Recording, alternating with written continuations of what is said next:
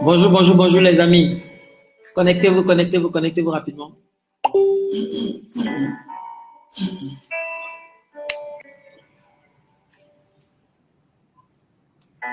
C'est bon, Christian, ça va? Tu me vois bien, tu m'entends bien? Je t'entends très bien. Et toi, tu m'entends? Ouais, je te vois bien, je t'entends très bien. Ok, Donc, on va attendre, on va patienter juste quelques minutes que tout le monde se connecte. ok, ça marche. On va recevoir, les amis. On va recevoir maintenant quelqu'un que j'aime beaucoup, quelqu'un que j'apprécie énormément. Il s'appelle Christian Kobu.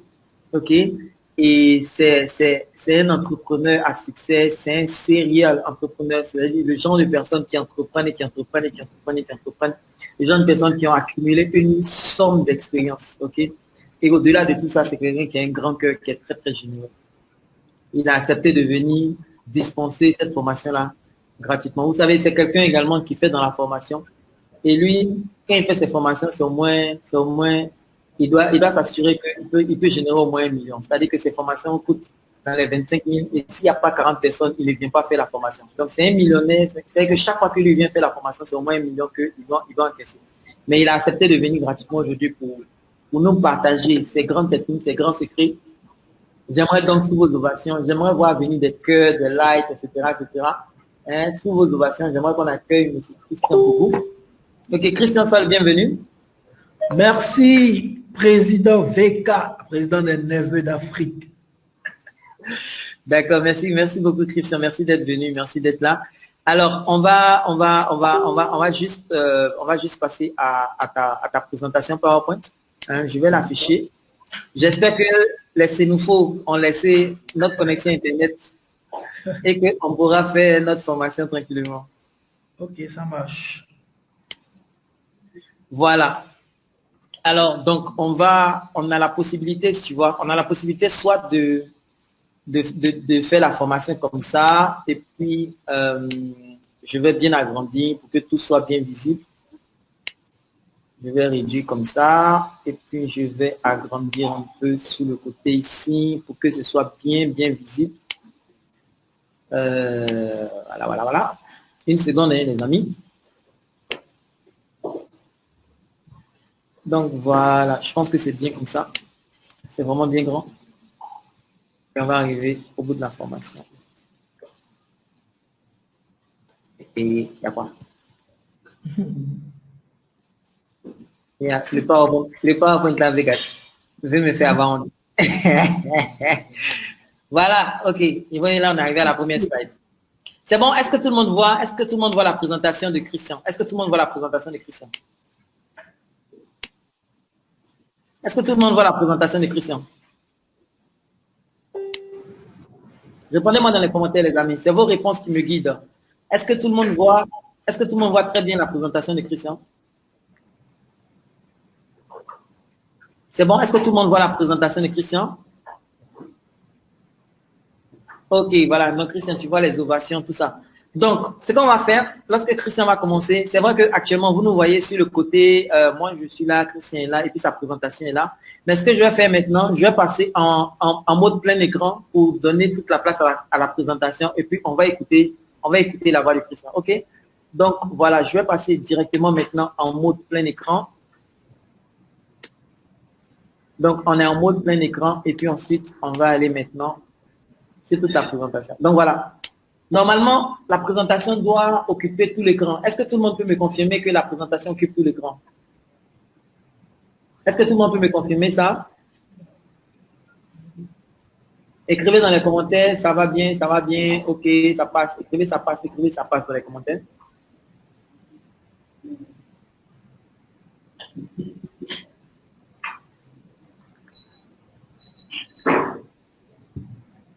Ok, donc je vois les commentaires venir, c'est parfait.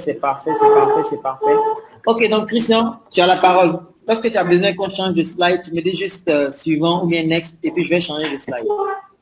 Ok, ça marche. Alors, bonjour à tout le monde. Bonjour les amis. Bonjour les futurs entrepreneurs, les futurs milliardaires, les abondants. C'est toujours un honneur pour moi quand Vincent m'appelle. J'accours parce que c'est mon président, c'est mon maître. La petite histoire, il y a 2 ans en arrière, j'étais comme vous, très assidu aux formations de Vincent, parce que j'appréciais bien ce qu'il faisait. À force de travail, par la grâce de Dieu, voilà qu'aujourd'hui, je suis de l'autre côté du rideau et j'espère que dans quelques mois, vous aussi, vous serez de ce côté-là, de ceux qui encaissent. Bref, j'interviens, je crois, pour 30 minutes. On va faire vite, on va faire bien et on va parler de comment garantir votre succès dans un business. Donc, Vincent, Ness. Alors, avant tout propos, il est normal que je puisse me présenter. Le monsieur qui va apparaître tout de suite là, le visage que vous allez voir maintenant, c'est bien moi en chemise blanche, en cravate noire. C'est bien moi. Je suis à l'état civil Christian Koubou. Et quand on me demande de me présenter, je dis simplement que je suis un passionné d'entrepreneuriat et j'ai fait le choix de partager le peu que je peux. Je le fais toutefois que l'occasion m'est donnée de le faire. Alors, dans la vie de tous les jours, je suis salarié. Oui, je suis salarié dans un centre de recherche franco-ivoirien dans le domaine médical et j'y occupe la fonction d'attaché des recherches cliniques.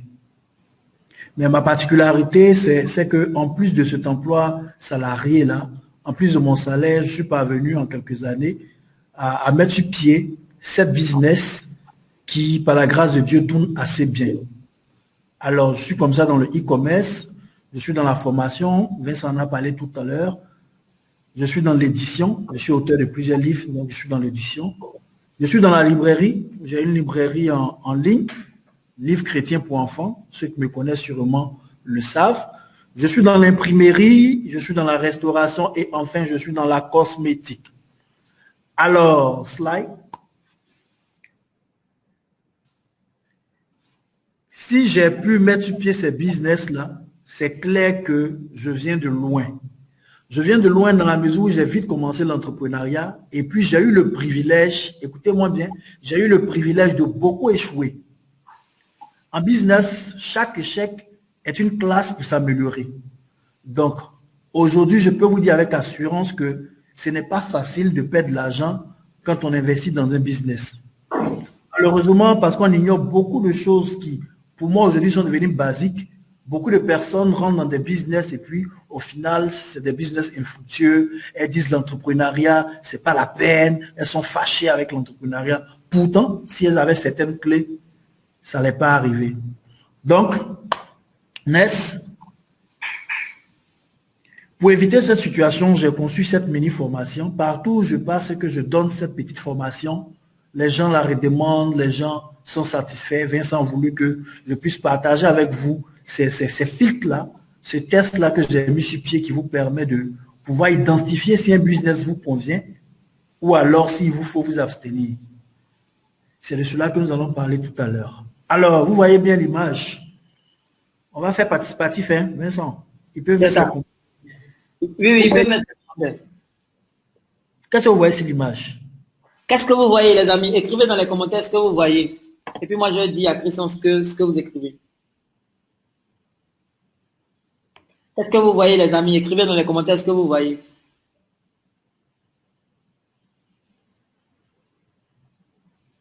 Les amis, écrivez dans les commentaires. Écrivez ce que vous voyez.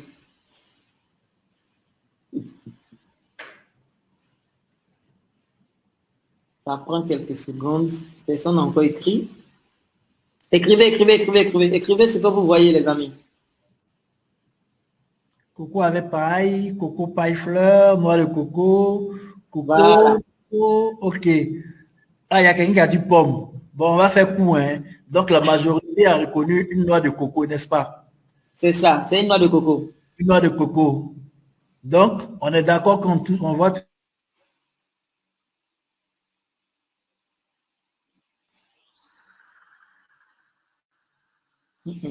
What's happening? Christian, t'es là, ça va?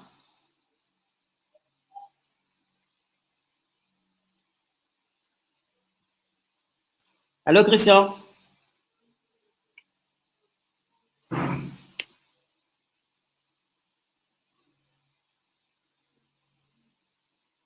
Allô, Christian? Allô, Christian? Allô, Christian?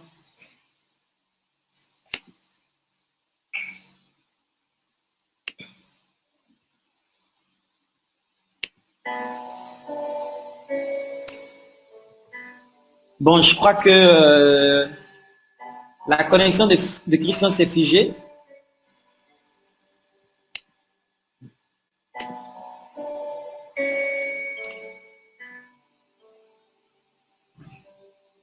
Donc, continuez d'écrire en commentaire ce que vous voyez.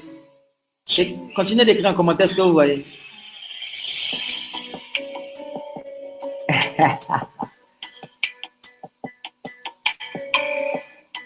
Ok, j'ai affiché vos réponses. Hein.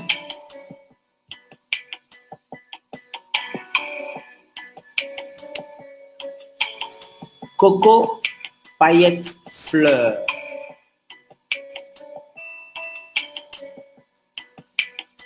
Un coco taillé avec une paille prête à être dégustée.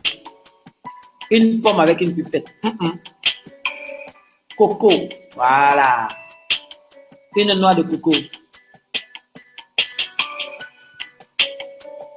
Une glace. C'est une noix de coco. Noix de coco avec une paille.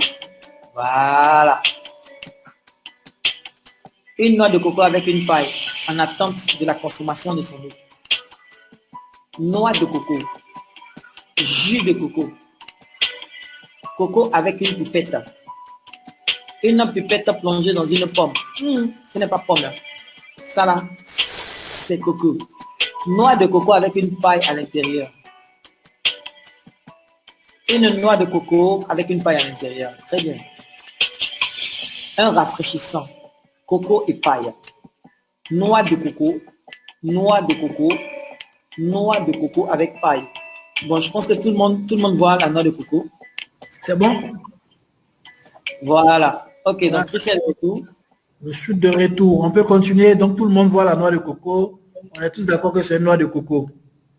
Voilà, donc tout le monde est d'accord que c'est une noix de coco avec une paille à l'intérieur. D'accord. Donc, on retient le dénominateur commun noix de coco. Ok, donc on retient le dénominateur commun noix de coco. Très bien. Slide Donc, slide suivante. Question, j'ai une question pour vous. La question est un peu bizarre. Hein?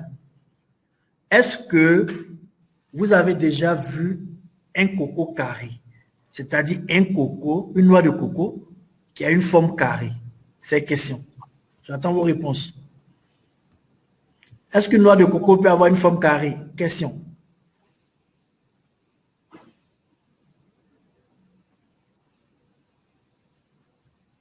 On dit pouce, Christian.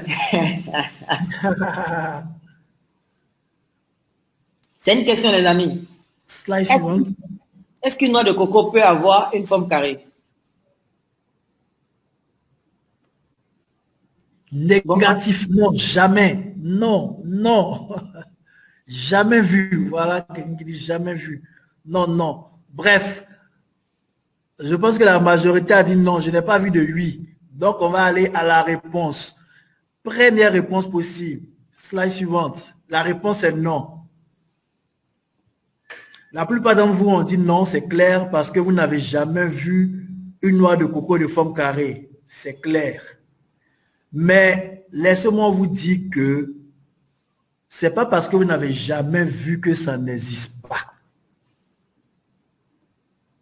Vous voyez un peu? J'entends souvent dire qu'on ne peut pas investir avec 0 francs. Les gens le disent simplement parce qu'ils ne l'ont jamais vu. Dès que vous voyez quelque chose, vous êtes sûr que cela existe. Donc, je vous repose la question. Est-ce qu'il peut avoir une noix de coco de forme carrée? J'attends vos réponses.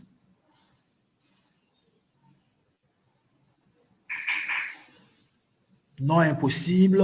Non, jamais. Non. Il n'y a pas quelqu'un qui pense qu'il peut avoir une noix de coco de forme carrée avec ce que j'ai dit là. Vous n'avez jamais vu, c'est vrai. Mais est-ce que ça peut exister, une noix de coco de forme carrée? Ok, presque tout le monde est d'accord pour dire non. Donc, on va évoluer vers ça. Voilà, j'ai eu un oui. Malheureusement, c'est un Facebook user qui a répondu oui. Quelqu'un a dit bien sûr oui. Écoutez, la deuxième réponse que je vais vous donner, c'est pas parce que aussi je vous dis que il peut exister une noix de coco de forme carrée que tout de suite vous allez croire que ça existe. Je suis en train de jouer avec votre esprit, c'est que vous dites où on veut en venir. Bref, on va aller droit au but. Slide suivante.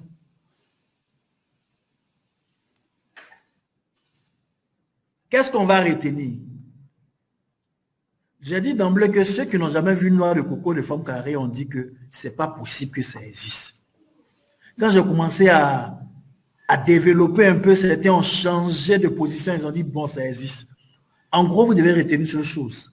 Si vous n'avez pas de connaissance, on va jouer avec votre esprit. Il vous faut de la connaissance pour avoir du succès. Et c'est cette connaissance-là qu'on veut partager avec vous à travers ce petit module de formation qui va durer à peine 15 voire 20 minutes. Alors, on va entrer dans le vif du sujet. Vous avez entendu tout à l'heure coco carré. Coco carré, ça n'a vraiment rien à voir avec la noix de coco, le fruit. Ça n'a également rien à voir avec les formes. J'ai utilisé l'expression coco carré pour que ça vous marque, pour ne pas que vous ayez à oublier. Partout quand vous allez entendre parler de coco carré, vous allez savoir à quoi cela fait allusion. Sinon, en gros, ce n'est pas le fruit coco que vous connaissez, ce n'est pas non plus la forme carrée que vous connaissez. En français, ça s'appelle un acronyme. J'essaie de vous définir un acronyme. C'est quoi? Le dictionnaire dit c'est un thème technique qui désigne un mot constitué à l'origine des initiales d'autres mots. Est-ce que quelqu'un peut me donner un exemple d'acronyme pendant qu'on développe? Un acronyme. Donc, le coco carré est un acronyme. Pendant que je développe, vous pouvez me dire si vous connaissez un acronyme. OMS. Organisation mondiale de la santé. C'est ça. OVNI. Objet volant non identifié. ONU. Alors, Organisation des Nations Unies. Ça, c'est quoi? ONU. Organisation des Nations Unies. Voilà. Donc, on a tous compris ce que c'est qu'un acronyme. Le coco carré est un acronyme. Donc, je vais vous dire les mots qui composent notre acronyme. Slide suivante. Les 4 mots qui composent le coco carré, c'est quoi? C'est co comme comprendre, C comme contrôle, K comme cadre juridique et enfin Ré comme revenu. Donc, c'est ces 4 mots-là qui nous ont donné le coco carré. Donc, le coco carré, c'est quoi? On va le voir dans la slide suivante. Alors, vous voyez, autour de vous, mais vous-même, vous avez déjà fait un business qui malheureusement a échoué. Au point où quand aujourd'hui on vous parle d'entrepreneuriat, soit vous pensez que c'est du pipeau, vous pensez que c'est de la natte, vous pensez que c'est trop compliqué pour vous. Oui, c'est vrai. Moi qui vous parle, je suis un champion en poteau tapé de business. Je suis un privilégié parce que j'ai beaucoup échoué. Mais toute la somme de ces expériences-là m'a permis de pouvoir aujourd'hui être plus proche du succès que de l'échec. Donc, j'ai pu mettre sur pied cet outil-là, c'est-à-dire ce coco carré-là, qui est un test auquel vous devez soumettre désormais tout business qu'on va vous présenter. On voit tellement de personnes entrer en business par suivisme. Tu as vu ton ami, il a fait taxi, ça marche, donc ok, j'ai eu mon idée, je vais faire taxi, paf, ton premier prêt bancaire, tu rentres dedans, malheureusement, paf, ça échoue. On te dit c'est Thomas qui marche, tu t'en vas, tu copies, tu fais, ça échoue. Actuellement, tu entends parler de marketing des réseaux. Tu t'en vas là-bas, ça échoue. Parce que simplement, tu n'as pas les outils, ok, pour pouvoir t'assurer que ce business-là, il te convient ou pas. À la vérité, un business peut être bon pour Vincent Cadio, mais moi, Christian Kobou, je viens, je le fais, j'échoue. Est-ce que c'est le business qui est mauvais? Non, ce n'est pas le business qui est mauvais, c'est qu'il n'était pas, je ne répondais pas aux conditions pour pouvoir le faire. Donc, le coco carré va vous permettre de pouvoir identifier les meilleurs investissements qui conviennent à votre profil et puis vous assurer que si vous vous mettez là-dedans, le succès est garanti. OK. Donc, on va considérer le coco carré comme un feu tricolore, mais ça serait un feu à 4 feux. OK? Et chaque mot, je vous ai parlé de co comme comprendre, co comme contrôle, K comme cadre juridique, Ré comme revenu. Chaque étape est comme un feu. Donc, quand tu as une idée de business, quand tu as une proposition d'investissement, tu vas la soumettre à chaque étape du coco carré. Et si le test est concluant, alors tu passes à l'étape suivante. Si c'est concluant, tu passes à l'étape suivante jusqu'à ce que tu valides les 4 feux. Retenez que les 3 premiers feux sont très importants. S'ils ne sont pas verts, ne foncez pas. Si vous foncez, il y a plus de chances d'échouer. Mais le 4e feu, il est un peu facultatif. S'il est vert, c'est l'idéal, mais s'il n'est pas vert, ce n'est pas bien grave. Est-ce qu'à ce niveau, tout le monde comprend où on s'en va? Question. Est-ce que vous avez compris à quoi sert le coco carré? Est-ce que vous pouvez me faire un retour?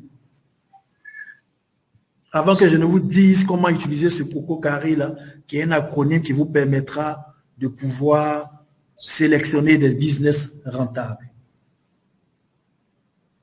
Est-ce que tout le monde suit? Est-ce que tout le monde a compris à quoi sert le Coco Carré?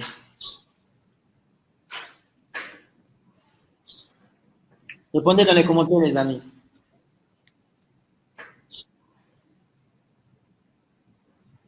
Ok. Cynthia dit yes. Franck dit yes. Ok. Ok. Donc, ils ont compris. Donc, je vois aussi des cœurs qui viennent, des likes qui viennent. Donc, il y a quelqu'un qui me demande de redéfinir le Coco Carré. Je reviendrai là-dessus, il n'y a pas de souci. Donc, pour faire comme Vincent, pour faire comme le président, je peux pousser alors, je peux continuer, je peux développer. Ouais. Pousse, Christian, pousse. Alors, je pousse alors. Donc, slide suivante. On en a déjà parlé. On dit que, je disais tantôt, hein, que je connais tellement de personnes autour de moi qui ont commencé à bosser, sont allés prendre un prêt, ok, pour entrer dans le transport. J'en connais plein. Certainement, vous-même, vous en connaissez ou peut-être même vous en faites partie. Tu prends ton prêt, tu rentres dans le transport et puis, malheureusement, ça échoue. Je connais d'autres qui ont fait champ de tomates, moi notamment. On a mis plein de sous là-dedans. Malheureusement, ça a échoué. Je connais des gens qui sont entrés dans le marketing des réseaux. Ils ont vu des gens acheter leur voiture en faisant le marketing des réseaux. Mais quand eux, ils sont entrés là-dedans, ça n'a pas pris. Vous voyez un peu. Donc, comme les mêmes causes produisent les mêmes effets, il nous faut identifier qu'est-ce qui fait que certaines personnes réussissent dans certains business et puis d'autres, quand ils rentrent là-dedans, ils échouent. C'est vrai, tu as parlé de mains noires au village, laissons ça là. Laissons les histoires des mains noires au village. Il y a des choses raisonnables, il y a des choses objectives que vous devez découvrir. Et si vous ne les découvrez pas, si vous ne les maîtrisez pas, vos business seront des échecs, des échecs, des échecs. Donc, la première chose à faire quand on vous propose un business, ou bien quand vous voulez faire un business, c'est ce que je vais vous dire maintenant à travers le premier élément du Coco Carré sur la slide suivante. On peut aller directement à la slide suivante. OK. Donc, le premier élément du Coco Carré, c'est comprendre. Je vous pose une question. Est-ce que vous avez déjà entendu parler de crypto-monnaie ou bien de croix-douane? Croix-douane, crypto-monnaie, dites-moi, est-ce que vous avez déjà entendu parler de ces business-là qui sont entre guillemets à la mode? J'attends vos réponses.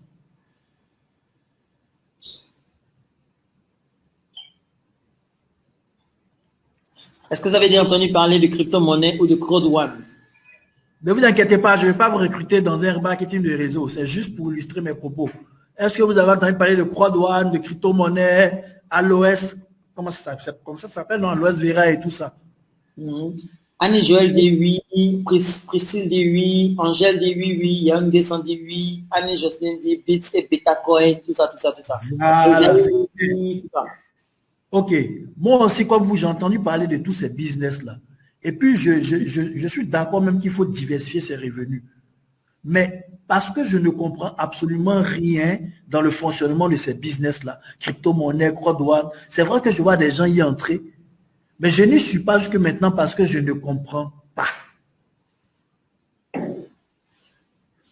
Les amis, tant que vous ne comprenez pas le fonctionnement d'un business, ou bien tant que vous n'êtes pas à l'aise avec ça, que vous avez du mal à en parler à quelqu'un d'autre, vous ne pouvez pas valablement être fier de ce business, comprendre les tenants, les aboutissants, comment faire. Je vous en prie, c'est le premier critère, n'y entrez pas. Ce n'est pas encore le moment d'entrer là-dedans. Pourquoi vous ne devez pas entrer là-dedans? Parce que d'abord, un investisseur, c'est qui? C'est celui qui sait gérer le risque. OK? Donc, si vous ne comprenez pas le fonctionnement de ce business et que vous voulez rentrer là-dedans parce que vous avez vu des gens prospérer là-dedans, ça serait un service qui malheureusement ne va pas vous être profitable. Tellement de personnes rentrent en business par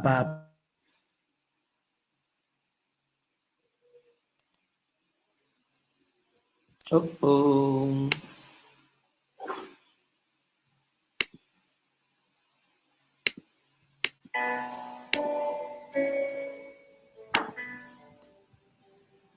C'est bon, on est toujours là ensemble? Ok, ok, ok, c'est bon. Ok, on est toujours ensemble. Donc, je disais que investir, là, c'est vrai qu'on dit que il n'y a pas d'investissement sans risque, mais quelqu'un qui investit, c'est quelqu'un qui sait prendre les risques. Donc, pour pouvoir prendre les risques, il faut être avisé. Il faut savoir à quel moment se retirer. Il faut savoir à quel moment pouvoir avancer. C'est le premier critère. Vous devez comprendre où va votre argent. Sinon, vous allez vous retrouver dans une situation inconfortable. Je vais vous donner un exemple très précis, très concret. J'ai une amie qui, avec ses parents, a décidé d'investir dans un fonds de placement. OK? Vous savez, un fonds de placement, c'est à la bourse. Hein? Les banques ont un produit qui s'appelle fonds de placement. Alors, un jour, elle me trouve dans mon bureau tout fâché là. Elle me dit, oui, voilà, elle et ses parents ont fait un fonds de placement. Le gars leur a dit que c'était sûr. Elle demande l'état de leur compte. Elles sont au rouge. L'argent qu'elles ont investi est quasiment a diminué. Alors que le gars leur avait dit que ça ne pouvait pas être ainsi. Elle était fâchée. C'est une go bêtée. Donc, ses parents, sous un coup de folie, de colère, là, ils ont appelé le gars pour dire, n'a qu'à mettre fin au fonds. J'ai causé avec elle, je lui ai expliqué comment fonctionne un fonds d'investissement et je lui ai fait comprendre que si elle sortait maintenant de ce fonds-là, c'était évident qu'elles allaient valider la perte, alors qu'on pouvait encore sauver les choses. Le marché boursier, il monte, il descend. Donc, je l'ai évité une perte en leur faisant comprendre que le fonds d'investissement, c'est comme ça il fonctionne. Où je veux en venir? Quand vous ne comprenez pas un business, que vous rentrez là-dedans parce qu'on vous a dit que ça marche, vous avez 90% de chances pour échouer. Parce que au moment de pouvoir prendre des décisions avisées, vous ne pourrez pas les prendre. Du coup, chers amis, avant de rentrer dans un business, prenez la peine de vous former. La formation, là, ce n'est pas forcément en salle. C'est bon? Je ne vois plus la slide, mais vous me voyez, je peux continuer? Oui, tu peux continuer, ok. On passe sur la slide. D'accord. Donc, je disais tantôt que cherchez à comprendre un business qu'on vous présente. Vous voulez faire la formation, formez-vous d'abord. Vous voulez entrer dans l'élevage, formez-vous d'abord. Vous voulez vendre même des friperies, formez-vous d'abord. Former, là, ce n'est pas forcément en classe avec diplôme. C'est le fait de pouvoir approcher les dévanciers. C'est le fait de pouvoir aller demander à ceux qui l'ont déjà fait comment ça se fait. On dit pousse, Christian, pousse. D'accord, donc, slide suivante. Ok, slide suivante. D'accord. Donc, comment faire pour comprendre ce business? Je vous ai dit, la première chose, c'est de vous former. Mais la seconde chose à faire, c'est de vous donner un délai de réflexion. C'est vrai qu'on va vous mettre la pression. Vous allez dire non. Vincent le dit souvent, il dit que quelqu'un qui dit j'ai 300 000, je vais investir, c'est quelqu'un qui veut se débarrasser de son argent. C'est vrai que vous vous dites non, mon argent doit à la banque, il faut que je fasse quelque chose. Mais calmez-vous les gars et prenez la peine de bien réfléchir aux propositions qu'on va vous proposer. Sinon, vous serez un déçu qui va maudire l'entrepreneuriat, alors que juste à côté de vous, il y a des gens qui sont contents. Formez-vous. La formation, là, elle n'est pas toujours classique, ce n'est pas en salle de classe. Aujourd'hui, avec Internet, là, on peut tout apprendre. Mais surtout, acceptez d'investir un peu. Achetez des livres. Achetez des programmes de formation comme ce que vous êtes en train de faire maintenant. Moi, il y a quelques années en arrière, j'entreprenais, mais j'échouais tellement parce que je n'étais pas formé. Mais depuis que j'ai commencé à entrer dans une série de formations, les amis, les résultats sont concrets et ceux qui nous côtoient savent que les résultats sont concrets. Je vous encourage donc à vous former pour comprendre tout business. On va faire un peu de pratique. Dites-moi, comme l'a fait Vincent tout à l'heure, un seul business que vous voulez lancer, et puis je vais vous dire comment vous devez vous former pour pouvoir entrer dans ce business, et puis je vais vous donner l'exemple concret du transport. Les amis, écrivez le business dans lequel vous voulez vous lancer. Écrivez le business dans lequel vous voulez vous lancer dans les commentaires. On prend le premier gars, et puis on avance. Ah, Manu Ewan dit, j'ai trop tapé poteau sans formation. Donc, il est venu se former maintenant. D'accord. Donc, il est en train de... j'ai trop tapé poteau sans formation. Donc, il est en train de confirmer avec moi que quand tu ne te formes pas là, tu es plus proche de l'échec. Je vais vous prendre par exemple un business dans lequel CrowdOne. Ok, super, CrowdOne. Quelqu'un a parlé de CrowdOne. Écoute, il y a une phase de vente de draps. On a vente de draps, on a la restauration, on a l'investissement en ligne. Mais vas-y sur CrowdOne. Je vais prendre l'exemple de CrowdOne parce qu'on m'a tellement appelé ces temps-ci pour me parler de CrowdOne pour demander mon avis. Donc, je vais vous parler de CrowdOne. CrowdOne, par exemple, j'ai vu des gens de mon entourage, des proches, qui en moins d'un mois ont eu des millions. OK? Mais ce dernier-là, il est calé en CrowdOne de A à Z. Il peut animer sur une conférence. De un, il comprend le fonctionnement, il n'est pas gêné de parler de marketing de réseau, de 2. Et puis de 3, c'est le gars qui est, il n'a pas honte d'approcher les gens pour parler de marketing des réseaux. Mais Joe, toi, tu n'es pas à l'aise avec ça. Et puis tu veux le suivre dans ça. Moi, je sais que les histoires de faire entrer les gens, c'est pas trop mon dada. Donc, je ne rentre pas là-dedans. Pas parce que le business n'est pas bon, mais parce que je ne suis pas à l'aise avec ça. Donc, je ne m'y aventure pas. Et c'est ce que je te conseille. Donc, Rod One, je ne vais pas te dire c'est un bon ou c'est un mauvais business, mais je vais te dire que si tu n'es pas à l'aise avec ça, c'est pas la peine de mettre ton argent dedans, sinon tu seras déçu. Et puis, tu as gâté le nom de marketing de réseau. OK? Et puis, quelqu'un a parlé de vente de vêtements. Oui, vente de vêtements. D'abord, pour vendre des vêtements, à la base, il faut savoir que si toi-même tu ne connais pas vêtements, chez nous on dit si tu ne connais pas coton, tu ne peux pas entrer dans vente de coton. OK? Mais là, l'outil principal que tu dois savoir aussi, c'est de savoir vendre. Ça, c'est autre chose. Ah, Vincent, il y a trop de projets. Hein. Il faut que j'aille vite. Ce sont des nerveux. Ce sont des nerveux. Bon, d'accord, je choisis. Une dame qui dit décoration événementielle. Qu'est-ce que tu peux donner comme conseil à quelqu'un qui veut se lancer dans la décoration événementielle? Décoration événementielle, d'abord, c'est un très bon business parce que le marché existe. Vincent nous a décortiqué un marché tout à l'heure. Hein. Le marché existe, la foule est là, elle est nombreuse et tout et tout. Et puis, chaque samedi, il y a événement. Si ce n'est pas mariage, c'est quoi? C'est baptême. Le marché est là. Donc, il faut que tu puisses te distinguer. Si tu as venu nous faire sortir des décorations qui ressemblent à ce que tout le monde fait, de grâce, tu vas te perdre dans ton marché. Forme-toi en ligne. Accepte de prendre un peu de ton argent. Quand quelqu'un dit il organise une formation en décoration événementielle, vas-y prendre part pour que toi au moins, quand tu déploies ta déco comme ça, on dit toi tu te distingues. Mais si tu veux simplement avec ta passion, ne pas te former, te lancer dans la décoration parce que ça marche, tu seras frustré, tu seras déçu. Alors que je connais une amie qui a acheté son véhicule avec simplement la décoration d'événements. Du coup, ne lésinez pas sur la formation. Okay. Et puis, ne pas dans la précipitation. Je vais terminer cette partie avec le transport. Oui, avec le transport. Non, vas-y. Je suis tellement... J'aime parler du transport parce que j'ai tapé pour tout dans le transport et la majorité des gens qui rentrent dans le transport échouent. Pourquoi? Parce que regardez qu'est-ce qu'on fait quand on rentre dans le transport. On cause avec un chauffeur de taxi et puis on lui dit, Joe, votre affaire, André, ça marche. Et puis il commence à dire, ouais, la recette est 17 000. Rapidement, on prend notre calculatrice et puis on calcule 17 000 fois 30. On se focalise sur la recette et puis on rentre là-dedans. Prêt bancaire, maintenant on prend tes épargnes, tu rentres dedans. Tu échoues. Tu as échoué parce que, mon frère, tu t'es contenté d'écouter une seule personne. Si tu veux rentrer dans le transport, apprends auprès de 3 groupes de personnes. Le premier groupe, c'est le chauffeur de transport. Généralement, celui-là, il va te parler avec assurance. Il va te dire d'entrer parce qu'il voit ses intérêts, lui. La deuxième personne que vous négligez d'approcher, c'est qui? C'est les propriétaires de taxi. Quand vous allez parler à les propriétaires de taxi, leur manière de voir sera tellement différente du chauffeur que ça vous donne 2 positions différentes pour en tirer votre synthèse. Et puis la troisième personne, le troisième groupe de personnes que vous devez rencontrer avant de rentrer dans le transport, c'est qui? C'est les mécaniciens.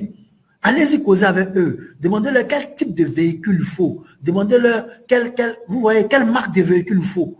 Quand vous avez regroupé toutes ces informations, vous comprenez parfaitement le fonctionnement de ce business et puis vous pouvez vous lancer là-dedans. Beaucoup d'hommes ont échoué dans le transport parce qu'ils n'ont pas maîtrisé tous ces aspects. Mais quand tu as parcouru tout ça et que tu es sûr que tu tiens le bon bout, alors fonce, tu ne vas pas taper pour tout dans le transport. C'est bon, tout le monde comprend pourquoi il faut comprendre pour dire ça comme ça. Si c'est le cas... On dit pousse, Christian. Il y a quelqu'un qui me confirme qu'il a tapé pour tout sur le transport. Donc, vous comprenez que vous êtes entré dans le transport parce que vous avez pensé seulement à la recette. Vous n'avez pas causé avec nous les anciens propriétaires des taxis. Vous n'avez pas causé avec le mécanicien. Vous aurez dit des choses qui vous auraient évité cette débâcle. Bref, les amis, désormais, avant de rentrer dans un business, il faut le comprendre. Slide suivante, je vais vous parler du deuxième pot, du coco carré. Alors, le deuxième pot, c'est contrôle. La plupart d'entre vous, vous êtes peut-être salarié. OK? Ou bien vous avez un business. Moi, par exemple, qui vous ai dit tout à l'heure que j'ai pu mettre sur pied cette business, il est clair que quand je viens au travail du lundi au vendredi, je ne peux pas être présent pour coordonner mes business. Donc, j'ai été obligé de recruter une équipe. Mais qu'est-ce qui fait que mes business tiennent? C'est parce que j'ai sélectionné des business que je peux contrôler. Contrôler, c'est quoi? C'est la question que vous vous posez. Il faut avoir contrôle sur deux aspects. Le premier aspect, c'est dans le sens de auditer, vérifier. Et puis le deuxième aspect, c'est dans le sens de liberté, pouvoir. Slide suivante. Alors, qu'est-ce que je peux dire sur le point auditer, contrôler?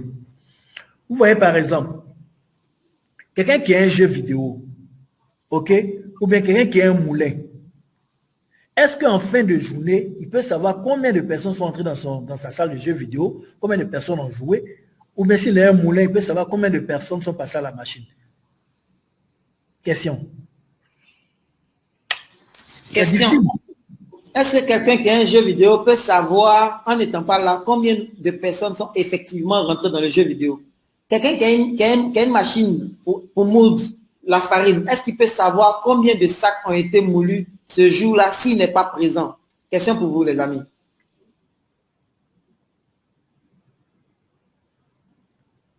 Non. Déjà, je prends le premier non. Donc, on est d'accord que ce genre de business-là, il est difficile de contrôler. C'est-à-dire que tu es en train d'enrichir ton gérant au calme, quoi.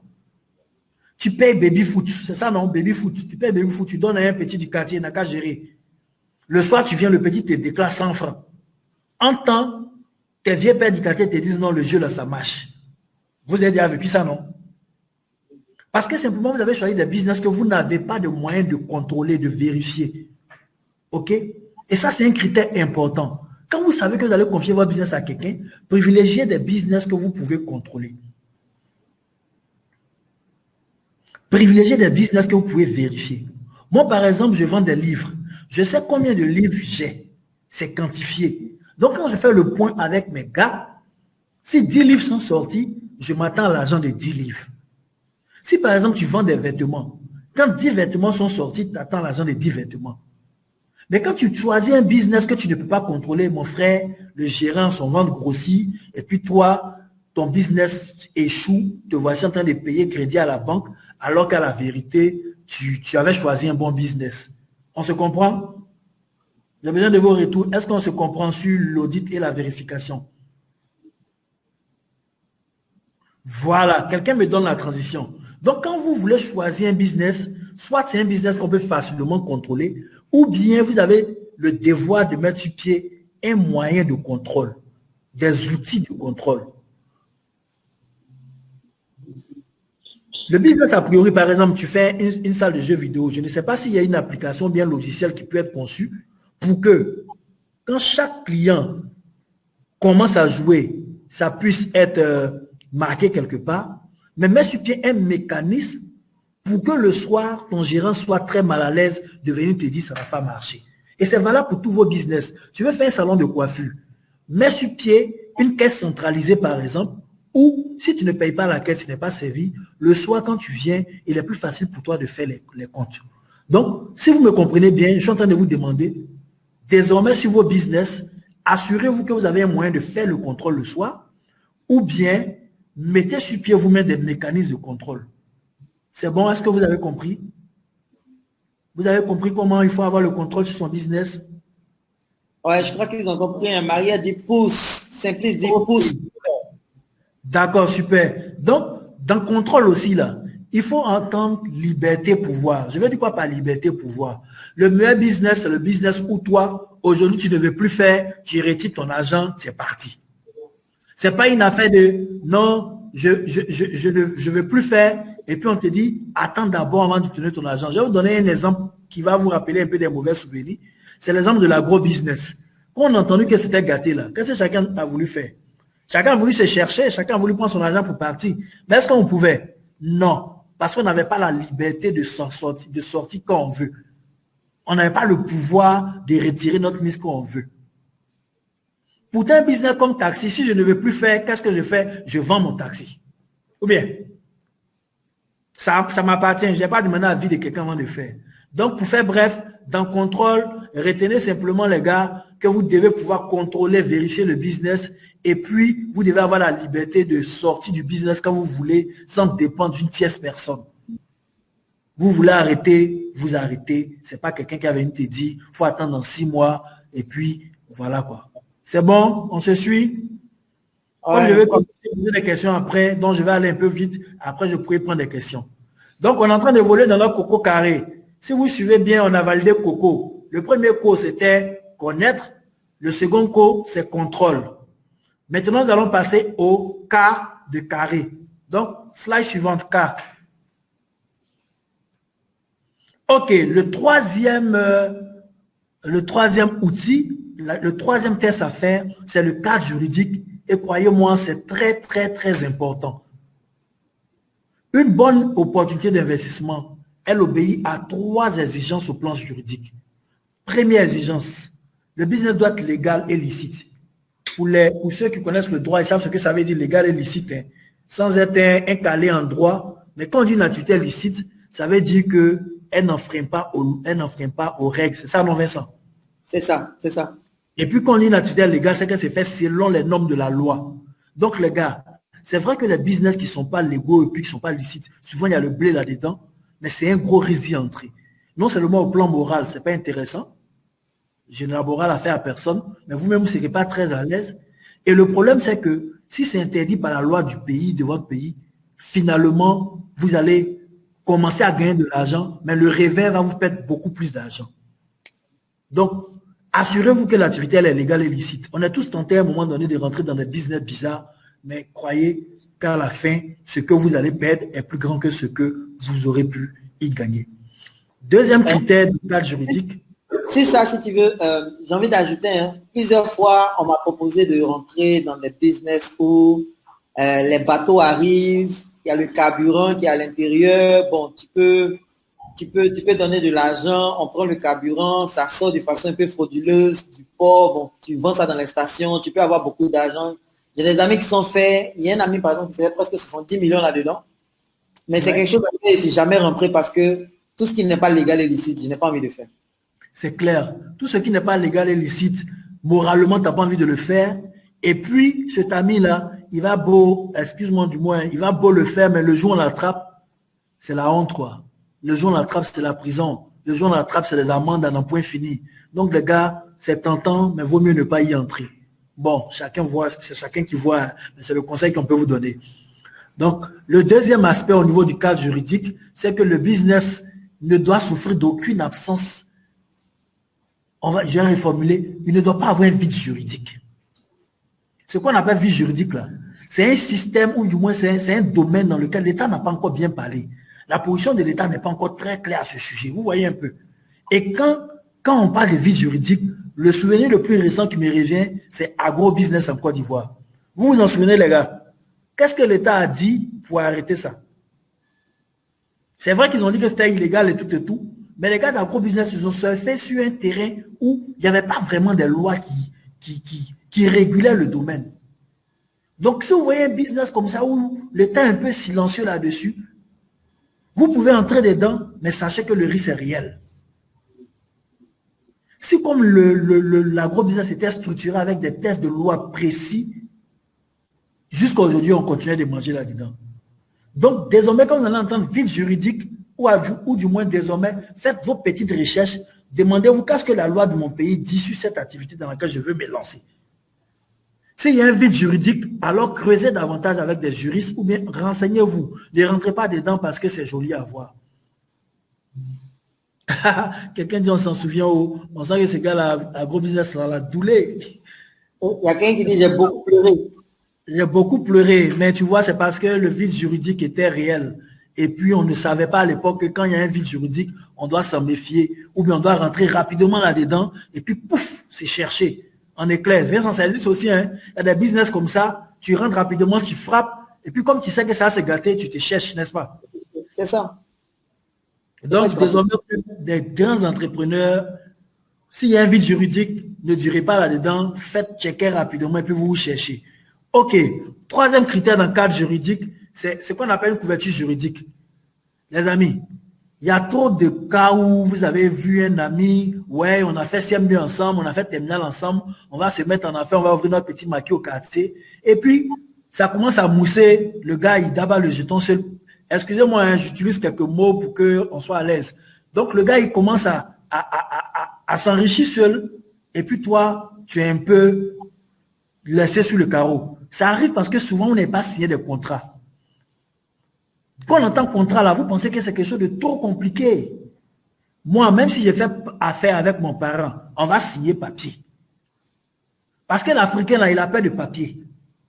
Ou bien l'être humain, il a peur de papier. Les histoires d'engagement verbal, oui, c'est mon poteau, on se met ensemble là. Ça crée problème. Quand on en a fait, on en a fait. Donc désormais, si vous voulez vous engager dans un partenariat, là, exigez des documents. Et ce qui est intéressant, c'est qu'aujourd'hui, on a des juristes même qui sont accessibles. Demandez-leur avis, demandez-leur de vous conseiller un contrat. Il y a des contrats types.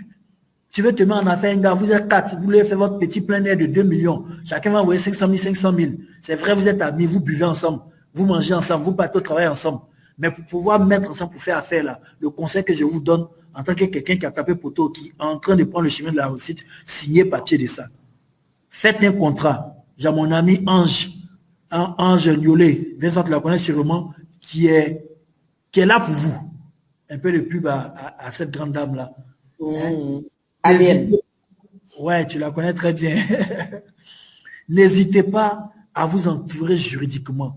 Un contrat, là, ce n'est pas pour les boss. D'ailleurs, même vous êtes des boss parce que vous avez décidé de rentrer en affaires. Mais le business sont faits sans contrat au gré à gré. Il faut vous en méfier. Donc, pour résumer, le cadre juridique, c'est quoi? Désormais, je rentre dans un business qui est légal, qui est licite. Je rentre dans un business où il n'y a pas de vide juridique. Ou bien quand il y a un vide juridique, je ne vais pas m'éterniser là-bas. Et puis, troisième critère, je rentre dans un business tout en prenant la peine d'avoir une couverture juridique à travers des contrats que je dois faire signer. Contrat, là, souvent même là, c'est prendre photocopie de sa carte d'identité et puis bic et puis écrit. OK? Ça, au moins, ça vous permet de pouvoir rester en justice. Rester en justice, ça veut dire quoi? Ça veut dire qu'en cas de conflit, vous avez un élément pour aller porter plainte. C'est pas fait de dire non, on s'est assis, on a dit qu'on allait partager 50%, 50%, et puis il me donne 20%. Mais si ce n'est pas écrit sur un papier, sur un document qui a une valeur juridique, alors vous n'allez pas avoir gain de cause. Retenez ça, c'est important. Même si tu fais affaire avec ton neveu, et puis vos histoires de faire affaire en famille, là, si ce n'est pas quelqu'un que tu peux mettre en prison, généralement, moi je conseille de ne pas faire affaire avec cette personne. Mais ça peut être ton neveu et puis être de bonne foi. Mais fais-lui comprendre que vous devez faire la part des choses entre la famille et puis les affaires. Donc, pour lui aussi, faites signer un contrat pour qu'il sache que tonton ou bien tanti, sur ce coup-là, il n'est pas en train de plaisanter. C'est bon, on se comprend? Sur le cadre juridique, on se comprend?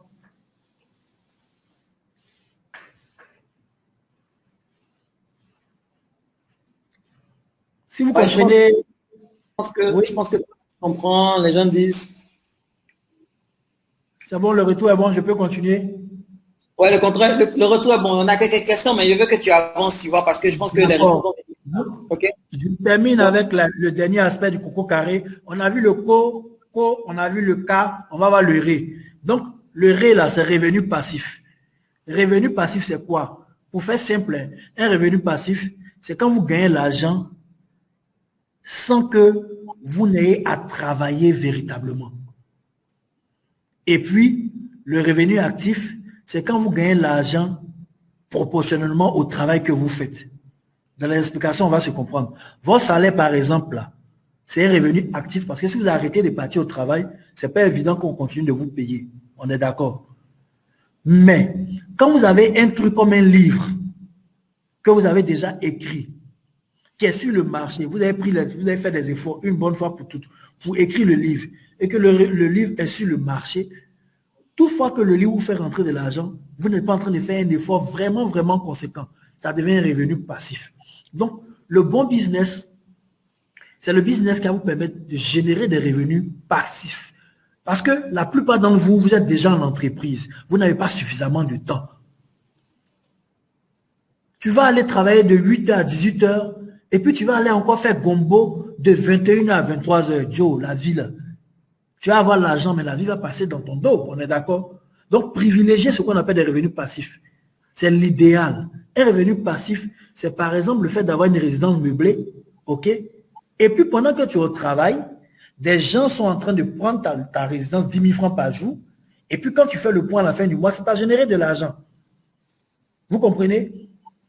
Un revenu passif, c'est le fait que la formation que Venka est en train de faire maintenant, actuellement, on est en train de faire un travail actif, on est en train de vous parler. Mais imaginez qu'il enregistre la formation et puis il commence à la vendre à d'autres personnes. Est-ce qu'il est encore en train de faire des efforts? Non. Il a transformé ce revenu passif-là en revenu, enfin ce revenu actif-là en revenu passif. Donc, dans votre esprit, sachez que le meilleur business, c'est celui qui ne demande pas votre présence physique à plein temps. Le meilleur business, c'est celui qui vous génère des revenus passifs. Même si on dit le revenu est passif, c'est clair qu'à un moment donné, vous allez travailler un peu. C'est clair que vous allez travailler un peu là-dessus. Mais mettez sur pied un mécanisme, ok? Mettez sur pied un système pour que le revenu soit passif. Je vais vous donner l'exemple avec mes formations. Au début, chaque mois, je faisais des formations en salle. Vincent l'a dit tout à l'heure. C'est en moyenne 25 000 francs par participation. Et puis, c'est 40 personnes dans une salle. OK? Mais je me suis rendu compte que je commençais à faire trop de missions dans le cadre de mon travail. J'ai eu un poste qui me faisait voyager. Donc, quand je ne suis pas là, l'équipe est bloquée. Rapidement, j'ai trouvé une solution en ligne qui est Etudesk. Ma formation y est abritée. Celui qui veut prendre part à ma formation, il va y se connaître. Donc, quand moi je suis loin de ma salle de formation, peut-être loin du pays ou bien loin d'Abidjan, ça n'empêche pas que les formations continuent de me générer de l'argent. Parce que j'ai compris que tant que tu ne gagnes pas de l'argent pendant que tu es au travail et que ton business tourne derrière toi, alors tu es esclave de tes business. Voyager, ça va. Vous voyez un peu? Pardon, c'est pas toi, il est en train de parler à quelqu'un ici. Ah, ça coïncide. Il aime voyager et il ne fait plus les formations. Christian, il faut parler. Quand tu parles là, non, tu ne sais pas, mais ça touche des gens à côté de toi. Parle seulement. Tu vois, non? Donc, quand tu sais que tu as un travail qui va te faire voyager, que tu ne pourras plus organiser tes formations, cherche à le rendre passif en le mettant par exemple en ligne ou bien en faisant ce que moi j'ai fait. Les dernières formations, là, je les ai enregistrées. C'est sur clé USB aujourd'hui. Aujourd'hui, ma formation comment importer de Chine, c'est sur clé USB aujourd'hui. Quand tu veux la formation, même si tu as Tingré là, on met dans le cas, ça te trouve là-bas. Tu n'as pas besoin de venir à Abidjan. Parce qu'avant même, j'avais un problème. Il y a des gens qui quittaient à l'intérieur du pays pour venir prendre part à la formation. Ça revenait encore plus cher. J'ai simplifié. Comme c'est de leur argent, j'ai besoin. Et puis leur donner ma formation en retour. J'ai mis ça sur clé USB et ça marche très bien. Donc, les amis, les amis, c'est des choses que vous devez savoir et vous allez les savoir quand vous allez taper beaucoup de poteaux. Mais nous, on veut vous éviter ces poteaux-là parce qu'on en a déjà tapé à votre place. Donc, il faut vous approprier le coco carré. C'est pas parce que je voulais vous parler des fruits que j'ai parlé de coco. C'est pas parce que je voulais vous faire un coup de géométrie que j'ai parlé de carré. Mais pour que ça reste dans votre tête. Un bon business, c'est un business qui répond au coco carré. Un bon business, c'est un business que tu comprends. Un bon business, c'est un business que tu contrôles. Un bon business, c'est un business où le cadre juridique est bon. Et puis un bon business, au final, c'est un business qui te génère des revenus passifs. Mais comme je vous l'ai dit, pour revenus passifs là, c'est idéal, mais ce n'est pas la seule condition. Ce n'est pas parce que ça te demande des efforts que tu ne vas pas le faire. Mais je dis, trouve la formule pour que le revenu actif là, au fur et à mesure, devienne semi-passif jusqu'à ce qu'il devienne totalement passif. Alors, l'essentiel a été dit, slide suivante. Je pense que c'est la conclusion. Que retenir du coco carré? Le coco carré, c'est un acronyme. C'est une sorte de test. Et il faut que, désormais, avant de vous lancer dans un business, vous compreniez absolument ce business. La compréhension rentrera à travers la formation.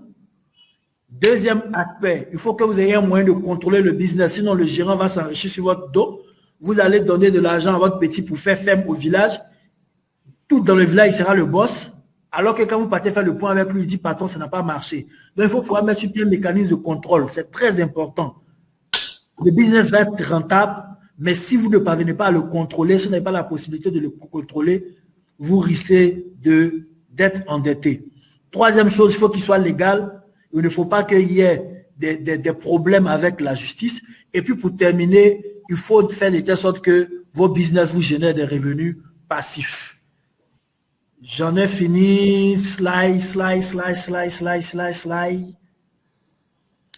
Donc, on retient pour terminer qu'un business, il est très imprudent d'investir dans une affaire, quelle que soit sa rentabilité, tant que le coco n'est pas comment? Carré.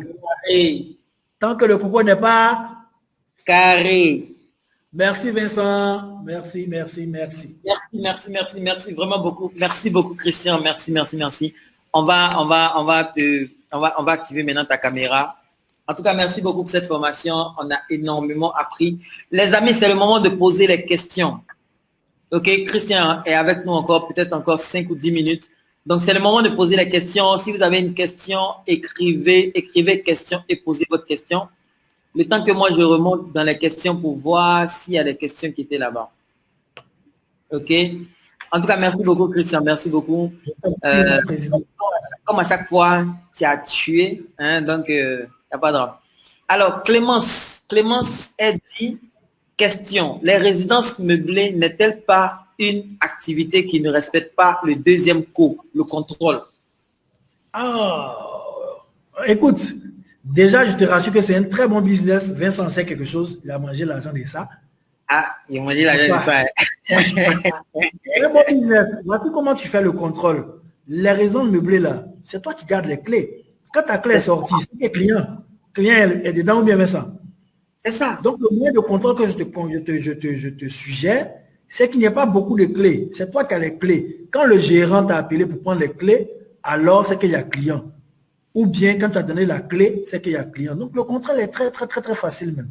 Il respecte le gros carré. Donner les clés aux vigiles, aux trucs, tout ça là. Il est en train de faire l'argent sur ton business. Sur ton dos. Garde tes clés toi-même. Quand toi-même tu as client là, non, il va te dire non, bon, il est voyagé ici, parti ici, parce qu'il a loué ton bien. Il prend l'argent et à la fin du mois, c'est toi qui payes les factures. Il faut le contrôle. Je ne sais pas comment on peut le dire. Il faut le contrôle. Donc, c'est un très bon business. Ça marche. Est-ce qu'il y a une autre question? Alors, je vois une question qui demande une clarification. Alfred demande, j'ai pas très bien compris comment il faut contrôler les gens qui travaillent pour nous. Ok, si tu peux développer un peu sur le contrôle qu'on peut donner, qu'on peut mettre sur les personnes qui travaillent pour nous. D'accord, je vais vous donner un exemple concret pour le contrôle. Moi, par exemple, je suis dans la vente en ligne. Donc, non seulement, quand par exemple, on me passe une commande de livre, c'est moi qui réceptionne la commande, je fais ma capture d'écran, ok, et puis je l'envoie au gérant qui, lui, est chargé de faire la livraison. Donc, en fin de journée, j'ai déjà mis sur pied ce système-là qui me sait combien de livres j'ai vendus par jour. C'est déjà un moyen de contrôle. Dans la vente des vêtements, je connais mes stocks. Je sais que j'ai 10 costumes. Ok? Si à la fin du mois, on fait le point, qu'il m'en reste 2, évidemment, on a vendu 8 costumes. Tu vois un peu? C'est pourquoi je vous ai dit de privilégier des business qui donnent la capacité d'être contrôlés. Mais si ça ne donne pas la capacité d'être contrôlé, il faut réfléchir quel mécanisme je mets sur pied, quelle procédure, quel process je mets sur pied pour que je ne sois pas en marge des commandes. Si par exemple, je nous disais quel business faisait, peut-être on allait t'aider à élaborer des systèmes de contrôle. Ok, alors, voici notre question. Glorimi, elle dit, est-ce que l'élevage du lapin écoulé respecte le coucou carré? Eh bien, c'est à toi de voir. Il peut respecter le coco carré pour moi, mais pas pour toi. Ok, le coco carré, là, c'est toi qui veux faire le business, c'est toi qui te poses la question. La question que je peux te poser pour que tu comprennes, est-ce que tu comprends cette histoire d'élevage de lapin et poulet? Est-ce que si tu es juste fié au fait que, on dit ça marche, on dit ça marche, est-ce que tu sais qu'il y a fait le poulet, là, quand après le 45e jour, tu n'as pas eu client pour prendre ces problèmes pour toi, que chaque jour de plus diminue ta marge, est-ce que tu sais ça? Est-ce que tu sais qu'à faire de lapin, là, quand tu n'as pas de client pour écouler, ça devient une charge inutile? C'est ça comprendre. Est-ce que tu comprends le business dans lequel tu t'engages? La deuxième chose, les poulets. Moi, je pensais avoir mis sur pied un contrôle pour le poulet. Mais regardez ce qui va se passer. J'avais fait une ferme en son temps. Je m'étais associé pour faire une ferme en son temps. Et on s'est dit que si on payait les aliments des poulets pour aller donner aux gérants, c'était un contrôle pour nous. Mais ils sont plus mauvais qu'on ne le croyait. Qu'est-ce qu'il fait? Il prend les aliments des poulets là, et puis il s'en va les vendre aux fermes environnantes. Vous voyez un peu? Donc on a dû redoubler de moyens de contrôle jusqu'à ce qu'on finisse par dire, bon, ce business-là, il est trop difficile à contrôler. Donc, élaborez vous-même vos moyens de contrôle. Et puis, cadre juridique. Je pense que le business de vente de poulet, il est juridiquement légal. Je pense qu'il n'y a pas de problème là-dedans, hein, au niveau du cadre juridique. Il n'y a pas de surprise dans la vente de poulet. En tout cas, pour l'instant, il n'y a pas de surprise. Il y a une autre question. Avec la diffusion des formations sur clé USB. Le risque de duplication existe. Quelqu'un peut recopier puis commencer à vendre. Comment faire pour protéger la propriété intellectuelle? Moi, je suis connecté à ce que j'appelle l'abondance divine. Très Si bien. je ne vais pas copier, je vais avoir client encore pour vendre. OK? Très Avant de regarder ce que l'autre va bouffer là, toi-même, l'argent que tu devais gagner là, tu ne gagnes pas. Il n'a qu'à copier. Il a copié à combien de personnes? Et puis il va copier ça à toute la Côte d'Ivoire. S'il copie que ça lui donne de l'argent, tant mieux. Mais moi, je continue d'avoir d'autres clients. Tu comprends, mon frère? Je te réponds ici pour que tu saches que ne te focalise pas sur ce que tu paies, mais focalise-toi sur ce que tu gagnes. Ouais, mais tu vois, tu viens de toucher à quelque chose de très important qui, moi, me touche particulièrement. Est-ce que tu peux développer un peu, c'est quoi l'abondance divine? Il faut nous parler un peu de l'abondance. Vie abondante, Christian Kobou, c'est mon nom de profil. Écoutez, le monde est tellement abondant, le Dieu qui a créé ce monde-là, il y a tellement d'argent qu'il a créé que toi, là, tu ne peux pas prendre tout l'argent du monde. Et si ton frère est à côté en train d'en prendre un peu, ça ne peut pas diminuer ce que toi, tu es censé avoir. Donc, arrêtez d'avoir peur, de penser que les gens n'ont pas l'argent pour payer, que la vie est trop dure. Connectez-vous à l'abondance divine. Dites-vous qu'il y a suffisamment d'argent sur la terre et que vous devez prendre votre part dans cette abondance-là. Ok, super. Merci. Non, c'est pas vrai, mon frère. L'argent, ce qui manque le moins sur la terre, c'est l'argent. C'est seulement pas, c'est pas bien réparti, mais il faut comprendre comment on fait pour avoir sa part, c'est tout. C'est tout, c'est pas bien réparti, sinon il y en a. Sam Wilfried demande, est-ce que la vente de produits cosmétiques respecte le coco carré? En fait, ce qu'il faut comprendre, ça peut respecter le coco carré pour moi. D'accord? Parce que moi, je comprends le business de vente de produits cosmétiques. Je le comprends parce que j'ai un ami qui est Charlie Cosmétique, que certains d'entre vous connaissent, avec qui j'ai marché longtemps et j'ai compris ce business de la cosmétique. Je le comprends parce que j'ai un moyen de contrôle là-dessus. OK? Ce moyen de contrôle-là, c'est quoi? C'est quand j'ai commandé 100 savons et que j'en vends 10, je fais facilement le point. Je le comprends. Le cas juridique, c'est légal de vendre des produits cosmétiques. C'est vrai qu'on dit on ne se tient pas et autres, mais je n'ai pas encore vu quelqu'un qu'on a poursuivi parce qu'il vend médicaments de tcha. Bon, moi, je ne vends pas ça, bref. Et puis, le dernier, ça me fait des revenus passifs. Revenus passifs dans la maison. Les produits de tcha. Lolo Beauté à la maison. Lolo Beauté. Alors. On ne poursuit pas Lolo Beauté. Donc, quand vous demandez si est-ce que tel business répond au coco carré, c'est à vous de vous poser la question. Est-ce que je comprends l'activité? Est-ce que j'ai un contrôle là-dessus? Est-ce que c'est légal? Et puis enfin, est-ce que le revenu est idéalement passif? Ok. Bon, c'est une question un peu technique. Que dit la loi ivoirienne sur le marketing de réseau, les investissements boursiers? Est-ce que tu as une idée de ce que la loi dit par rapport au marketing de réseau et les investissements boursiers? Je peux déjà te parler d'investissement boursier parce que je suis investisseur en bourse. L'investissement boursier, c'est l'un des investissements les plus sûrs, ok, et puis les plus, on va dire, les plus propres au monde. Hein. Mais vous avez tendance à confondre trading avec la bourse classique, là. Trading forex, là. Il y a beaucoup de gens dedans qui vous font des propositions qui sont très fausses. Ce n'est pas vrai, c'est du pipeau, ok. Mais ne confondez pas ça avec la bourse. La bourse, c'est quoi? C'est être actionnaire de Ecobank Côte d'Ivoire, c'est être actionnaire des banques de la place ou bien de la CIE. C'est ça la bourse. Prendre des parts d'une société. C'est très légal, c'est très fiable, mais il faut se former d'abord. Le premier cours doit être respecté. Il faut comprendre le fonctionnement de la bourse avant de s'y lancer. Donc, je te garantis que ça, c'est bon. Maintenant, pour le marketing de réseau, vous voyez, il y a plusieurs types de marketing de réseau.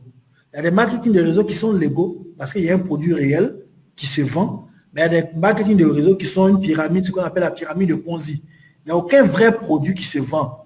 C'est une affaire de, on se partage l'argent entre nous. Jusqu'à preuve du contraire, ce qu'on appelle pyramide de Ponzi, ça se termine mal. Mais ce qui est vrai marketing de réseau, je vous encourage à le faire parce que à travers le monde entier, plusieurs personnes ont bâti leur fortune à travers le marketing de réseau. Je n'ai aucun problème avec ça. Ok, super. J'ai une autre question intéressante ici. Alfred Yao, je pense que c'est juste une confirmation qu'il veut, mais bon, c'est pas grave. Alfred Yao dit, si on n'a pas de moyens de contrôle d'un business, est-ce à dire qu'on doit abandonner l'idée d'investir dans ce business? Je ne dirais pas radicalement abandonner, mais je vais vous dire que si vous foncez, vous allez dépendre de la bonne foi des gérants. D'accord? Vous allez dépendre totalement de la bonne foi des gérants. Parce que vous ne pouvez pas contrôler ça. Ce qu'il va vous dire, c'est à ça que vous allez vous en tenir. Donc, vous pouvez le démarrer, mais tout en creusant sur quel est le mécanisme que je vais mettre sur pied pour pouvoir m'assurer de la conformité de ces comptes. Parce que le contrôle, c'est surtout pour ça. Pour ne pas que vous ayez enrichi une tierce personne. Ok. Kosia a une question. Que doit-on connaître sur les livraisons en voulant lancer son business en ligne? Je pense que tu dois expliquer un peu plus comment est-ce qu'on fait pour comprendre un business. Je vois, c'est sa question en fait. Que doit-on connaître sur les livraisons? Je ne comprends pas la question. Sa question, elle se dit, elle a peut-être envie de lancer un business dans les livraisons, tu vois. Maintenant, comment comprendre ce business de livraison? Qu'est-ce qu'elle doit faire pour s'assurer que le premier co est respecté? Ah, d'accord, d'accord. Je veux que tu reviennes dessus, en fait. Je veux que tu reviennes. Tu l'as expliqué dans la formation, mais certainement qu'elle n'a pas percuté. Donc, comment est-ce qu'on fait pour comprendre un business? D'accord. Déjà, on ne rentre pas dans un business parce que simplement c'est rentable. Vincent l'a dit tout à l'heure. Il faut avoir un marché et tout avant de rentrer dans un business. Mais quand on a fini d'avoir le marché, il faut comprendre le fonctionnement de ce business. Pour le comprendre, ce qu'il vous faut faire, c'est d'approcher vos dévanciers. À tort, on pense que les gens cachent les informations. Au contraire, les gens sont généreux en partage. Mais ça dépend de la technique d'approche. Quelqu'un comme Vincent Cadio, tu l'approches, tu lui demandes comment tu fais pour mettre 100 personnes, 200 personnes, 300 personnes, 4000 personnes dans une salle. Si tu sais comment l'approcher, il va te révéler les secrets. Nous a toujours révélé les secrets, c'est pourquoi on fait ce résultat. Donc, n'ayez pas peur d'approcher vos dévanciers. Mais approchez-les avec la manière. Tu ne vas pas m'appeler sur Facebook, m'écrire une boîte Facebook et puis me demander de donner mes secrets. Il y a une manière de gagner ma confiance et puis je vais me révéler à toi. Donc, soyez fort en technique d'approche. Voilà, c'est important. Vincent sait comment j'ai fait et puis, aujourd'hui, quand je lui pose des questions sans rien cacher, il me révèle ça. Donc, sachez approcher les gens et capter le meilleur de ces personnes. Ok, on va prendre 3 questions encore et puis on va te laisser parler de... J'ai des questions qui sont venues juste avant de te donner les questions. J'ai des questions qui sont venues. Comment est-ce qu'on peut faire pour avoir ta formation sur importer depuis la Chine? Donc ça, c'est une question qui arrive, mais je vais te laisser l'opportunité de répondre à ça tout à l'heure. Hein, quelqu'un a demandé aussi comment est-ce qu'on peut faire pour avoir tes formations, etc. Tout ça là. Donc, mais il y a une autre question qui est venue. C'est une question un peu technique, si tu veux répondre à ça. La personne demande où est-ce qu'on valide le contrat? Est-ce que c'est simplement nous deux on signe et puis ça veut dire que c'est un contrat? Est-ce qu'il faut envoyer ça à la mairie? Ou alors est-ce qu'il faut plutôt partir au tribunal de justice? Ou alors est-ce qu'il faut aller chez un notaire? Selon ton expérience, qu'est-ce qui valide le contrat? D'accord. Effectivement, hein, tous ces niveaux-là, dès qu'il y a papier qui est entre vous, juridiquement, je parle sous réserve des juristes, mais dès qu'il y a un papier qui est signé entre vous, entre deux personnes, entre deux parties, ça donne, c'est déjà un contrat. OK? Maintenant, pour que ce contrat-là ait une valeur, on va dire, plus faible, il y a les différentes étapes que tu as signifiées. Mais si je dois me mettre dans la situation pour une affaire de 100 000, je ne vais pas aller chez le notaire. Mais si je dois me mettre sur une affaire de millions, parce qu'on doit bâtir une résidence immobilière, chacun doit envoyer 10 bâtons, je ne vais pas signer un papier qui s'envole. On va aller jusqu'à chez un notaire, tu comprends? Donc, c'est relatif au risque que tu prends en investissant dans ce business-là. Pour certaines choses, ça sera juste un papier que vous allez signer. J'ai financé le projet d'un jeune homme courageux, mais je lui ai juste demandé la photocopie de sa carte d'identité et puis il a signé une décharge, ok? Pour moi, c'est le contrat, je n'ai pas eu besoin d'aller légaliser. Mais il y a d'autres business de millions dans lesquels je m'associe où forcément on fait un contrat chez un juriste et puis le fait que le juriste soit, on va dire, le garant de ce contrat-là, ça le rend légal. J'espère que j'ai répondu à ta question. Ça dépend de combien tu as dit. Je pense que c'est assez clair. Marc Alex insiste sur sa question. Il demande comment établir un contrat entre actionnaires quand on travaille en famille. Quand on travaille en famille, c'est pourquoi je dis de se faire accompagner par des juristes. Après, en antenne, on pourra vous donner le nom de la jeune dame avec laquelle on travaille. Elle est capable de vous donner des modèles types de contrat si vous lui expliquez le business que vous voulez faire. Ok. Hassan demande, doit-on s'enregistrer au CPC pour un business en ligne? Bon, Vincent, ça c'est ta question. Hein. Mais moi, je pense qu'un business, là, il faut commencer petit et puis grandir. L'histoire, le CPC, ça va venir après. C'est ça. Ce que je peux te dire, hein? Écoute-moi très bien. Écoute-moi bien. On est entre nous, hein. On est dans un groupe fermé. Je ne suis pas en train on est dans un groupe fermé. Je te dis la réalité. Voilà, l'État de Côte d'Ivoire n'a pas besoin de tes pauvres impôts que tu vas gagner sur ton commerce. On n'a pas besoin de ça. L'État de Côte d'Ivoire n'en a pas besoin. L'État de Côte d'Ivoire gagne suffisamment avec toutes les multinationales qui gagnent de l'argent. L'État de Côte d'Ivoire gagne suffisamment d'argent au port. Lorsque tout le monde importe, même tu importes une aiguille, si ça passe par le port, tu vas payer. L'État de Côte d'Ivoire a suffisamment de ressources pour venir prendre 35% de tes pauvres 1 million de bénéfices que tu vas faire par mois. Tu comprends? Donc, tant que tu n'as pas atteint une taille où tu veux travailler avec l'État, tant que tu n'as pas atteint une taille où tu veux travailler avec l'État, tu n'as pas besoin de rentrer dans ces affaires de CPC, etc., etc. Mais si, par exemple, tu as eu un marché de l'État, voilà, tu as eu un marché de 30 millions, 100 millions, 150 millions, 250 millions, en ce moment-là, tu déclares ta société, tu sais que l'argent va venir, tu vas pouvoir payer les impôts. Après, tu as deux solutions. Est-ce que je suis capable d'avoir un deuxième marché avec l'État? Non. Tu prends cette société, tu dis, elle a fait faillite, c'est terminé. Tu as payé les impôts sur l'argent que tu as reçu de l'État, non. L'État a repris sa part. Tu continues ta vie doucement. Tant que tu n'as pas besoin d'avoir un marché de l'État, ok, tu n'as pas un marché avec une collectivité publique, tu n'as pas un marché avec une grosse entreprise qui te demande, par exemple, d'être déclaré, fais ton business doucement, doucement, doucement, doucement. Quand tu as fait ton business doucement, doucement, aujourd'hui, peut-être, je prends le business de Christian, tu importes les vêtements un peu. Peut-être que tu vois que, tu as trouvé une niche dans la vente de vêtements, ça prend. Avant, tu faisais juste un petit sac que tu ne te donnais pas. Mais maintenant, tu vois que tu as besoin d'un conteneur. Tu ne peux pas faire venir un conteneur comme tu fais venir un sac. À partir de ce moment-là, tu sais que, ouais, voilà un business qui me rapporte 15 millions par mois, 20 millions par mois. Je vais me déclarer parce que je vais faire venir maintenant un conteneur. Je vais faire venir 2 conteneurs. Je vais faire venir 10 conteneurs. Là, ça fait du sens. Mais à cause de 100 000, 50 000 que tu as fait par mois, là, ça fait ça, tu as pas déranger l'État pour ça. Tu as les déranger un contrôle des impôts pour ça. Non. Il ne faut pas les déranger. Je vais juste donner une anecdote, mon cas. J'ai parlé de l'un de mes business qui est dans l'imprimerie. Quand j'ai commencé, c'était à la petite échelle. Mon premier marché, vous qui ne croyez pas qu'on peut investir avec des 0 francs, j'ai commencé ce business-là avec 1000 francs. J'aurai l'occasion de vous expliquer ça peut-être dans une autre formation. Mais mon premier marché m'a donné 1 million. Mais ce n'était pas une entreprise qui existait. Mais quand j'ai commencé à courir sur des bons marchés dans ce domaine de l'imprimerie-là, j'étais obligé d'aller m'ériger en société. Vous comprenez? Donc, tant que le besoin n'est pas là, ne courez pas pour aller perdre le temps à vous déclarer au CPC. Voilà. Est-ce que je vais prendre un exemple? Tout le monde connaît Orca Déco. Pour ceux qui sont jeunes, ils voient Orca Déco, ils pensent que c'est le gros bâtiment, Orca Tendance, les jolis bâtiments, tout ça. Orca Déco, là, non, c'était une quincaillerie comme les quincailleries des Anango, là. C'est ça. Orca Déco, c'était une quincaillerie. Et puis ensuite, les affaires ont marché, ils ont acheté le magasin qui est derrière. Après, ils ont acheté le machin qui est derrière. Après, ils ont acheté le magasin qui est à côté. Avant que tu rentres au Orca Déco, là, non, c'est comme si tu es dans un manège. C'est-à-dire que tu montes ici, tu descends ici, tu remontes ici, tu descends ici. Parce que chacun a construit son bâtiment au niveau où lui a trouvé.